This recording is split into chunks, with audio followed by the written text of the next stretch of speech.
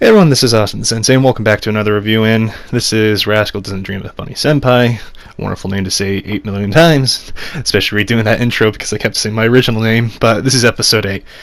And the arc ended a bit sooner than I thought it was, I'm not gonna lie. But nonetheless, it actually was a really good arc, and I do prefer it over the last one. But anyways, so we start off with, Sakura coming back to Futaba making curry, and I thought, oh, that was kind of interesting to see Futaba actually doing normal stuff besides making coffee or doing science stuff. And it gets more and more interesting, and Sakura actually starts to talk to Futaba about her old account and how her fake one's using that, and how there's lewd pictures and there's tweets of, I'm in love with a handsome guy who has a girlfriend, kind of what she basically, economy. And it's quite interesting because we learn a little bit about Futaba more, and I'm kind of happy we did because she kind of was this character that was just smart and didn't really have much to go by. But she actually did all that stuff to get reactions, and she didn't care who the reactions were from. It just was her salvation because she's lonely. And that's kind of that main point, and that's kind of why we had that duplicate of her personality splitting kind of thing. And I thought that was quite an interesting way of doing it. But the other Futaba still seeks attention and still is posting pics, and she basically is kind of the other version of Futaba. Kind of, this is an internal battle outside, if that makes any sense. That's kind of how it played out. But the real Futaba wants the fake one to stop posting, which is quite interesting later on, but Sakura is going to go and try to talk to the other Futaba, and of course we hear the big thing of Mei is now prohibited to going on dates with Sakura, and I'm like, oh, there she goes, back to the background, Mei, go, shoo. And there, a little background if you don't know, to further explain about the idol singers in Japan, they're actually not allowed to be in any relationships, actually, because they actually got, I think one of them recently got in trouble and shaved her entire hair off as an apology. But that's kind of how idols work, which is weird for, Mei, but it was obvious for, Mei to be tossed to the back for the next arcs. Well, this arc that was going on. I'm like, yep, Mei's just going to get tossed back, but at least she, showed up towards the end, which I was happy about. But it doesn't really seem that Mei really wanted that to happen, but Mei held off from actually replying to it because it's both her and Sakura's problem, and basically wanted to talk about how they're going to proceed. And Sakura, this is obviously just so Mei can go to the background for the arc, but he thinks it's okay because he wants basically Mei to have this be a goody two-shoes for a little bit since she just started, and later on, which next arc, is going to be better. They're going to be back together as usual, but they're still dating in the sense that just can't go and dates in private, which I'm like, oh, okay, so in public, are you saying? But Sakura meets up with fake Futaba and talks about her posting the pics, and the fake Futaba has pictures that she hasn't posted, and as the previously Futaba, the real one, talked about how she did this in middle school, and she, the fake one, keeps these photos to remind herself who she hates, and she's like the other Futaba. Both Futabas hate themselves, and that's kind of why they're alone, I guess. But Futaba thinks that the real one thinks that her and the fake one can't go back together because they have different experiences, so that's kind of what's keeping them apart. But if they experience the same thing, hypothetically, they should go back together, kind of thing. But someone actually starts to message the fake Futaba to meet up with her because, they recognize her uniform, which kind of raises the whole thing of she's in trouble. And they threaten to tell the entire school of what she was posting if she doesn't show.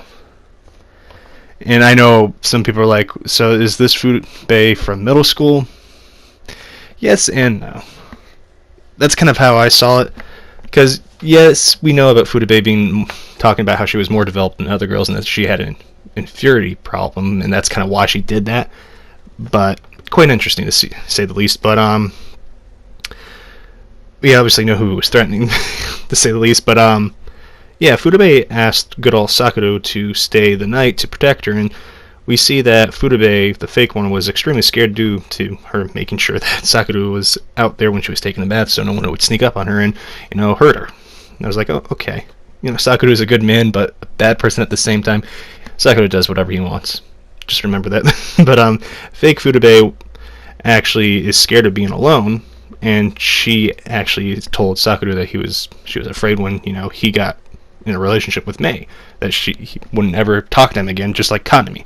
And kind of that's how this entire thing started. That Kanami, Sakura, and her were all together, and this is usually what happens in high school. Someone gets a girlfriend and they leave everyone alone and they're in their own world, which is kind of it's the normal thing. You get used to it, kind of thing, but kind of touches on that subject about how people can feel alone after losing that friendship. You're not really losing it, but you know what I mean. Some of you have actually gone through that. But Sakura calls Kanami over for fake Futaba so she can see him. And this was quite interesting because this started to build up everything. Sakura and Kanami, I have to say, they have one of the best chemistries as friends I've seen in a while, and I couldn't stop damn, they're hilarious. So after we see Kanami, Sakura, and fake Futaba kind of all gather around to do fireworks, and this kind of sparks Kanami to ask them to see the fireworks show next week with him, and we hear that Kanami and his girlfriend are in a fight, and it's obvious to why. Kanami is kind of focused a lot on Futaba all of a sudden, and they ended up deciding that they're going to go together, and fake Futaba tells Sakura to basically take care of the real Futaba. Basically, she knows that she isn't welcomed by the other one, and it's back to this personality internal battle that's outside. It's kind of going out in the physical world, which is the paradox in a sense, but Sakura actually gives Futaba her phone back, and Futaba sees Kanami, Sakura, and the fake Futaba all in one picture together in the lock screen. And that's kind of where we see that. In the next scene is Futaba apparently went out shopping and left without her phone, and the typhoon that was supposed to happen started to happen. And Sakura goes to the fake Futaba for help, in which I thought that was hilarious because, who's the best person to save yourself? Yourself. That's kind of how the message was going there, but I'm pretty sure a lot of you guys missed it, because it's one of those subtle things. And going from the author's previous works, these are the stuff he throws in there that you won't see right away, and I really like the author. But we see that the real Futaba is at the school, and Futaba thinks she's going to disappear, and the picture is actually what set off all this, basically her thinking that she's not needed anymore. And we see at the end Sakura kind of say, don't say that kind of stuff, prep talking to her, and he passes out and ends up in the hospital. And then we see Mei coming back, and I'm like, yep, she's back, don't worry, arc's over, guys. If you want to know, that's how the arcs end. Mei shows up, but Sakura, after, gets out of the room to talk to Futaba, the real Futaba that we think is real, and perhaps pep talks her to go to the show with him and Kanami. Basically, that she is needed, she's not alone, that she has friends. And basically, Kanami is a very important thing to have both Futabas to come together. Because the feelings are the same, but one doesn't want to accept them. One's fighting it, one isn't. And then we see that Futaba asked good old Sakura to, she wants to see the fireworks, and he goes, no, I'm not the person to ask. So she actually calls the other Futaba to tell her that she wants to see the fireworks, and then Futaba disappears and combines with the other. And I'm like, there we go. So that's how it played out. And after, at the fireworks show, we see Kanami and Futaba sitting next together, and Futaba confesses finally to Kanami, and I'm just like, thank you, finally. And sadly, it didn't work out the way we all hoped, but Kanami is still going out with that girl that I don't really like. Not a lot of people do either, I've seen on the forums. But I thought this was a good arc. For 2 episodes, this was better than the last arc. I don't know, I didn't really like the Koga arc and didn't like it reading it, but I'm going to bring up a thing that many people are probably going to miss, but with this arc, you should have saw a middle school version of Shoko, and I'm going to not try to spoil much, but think about this. This is just to get you thinking. I really don't want to spoil it because I think it's a very beautiful thing, but remember how Futaba had a different person, but the real Futaba had to exist. So why is one Shoko only there? And how did, Sakura meet Mei and see Mei, even though the previously doesn't remember. But the weird thing is that Shoka kind of does look like Mei. I'm just going to leave that there, but that's to get you thinking. But anyways, we have a little brief glimpse of the next arc, which is Mei's sister, it seems. And this is going to be building up to the next thing, and sadly I won't be able to cover that episode because I'm going to be quite busy next week. But so sadly, no, I won't be doing it next week. Sorry. But I can't wait to watch that later on. This arc I really liked. I don't know, I like the paradox stuff that kind of dips into the stuff that makes you start to think. And I know some people probably watched this episode and didn't quite understand it, which is common.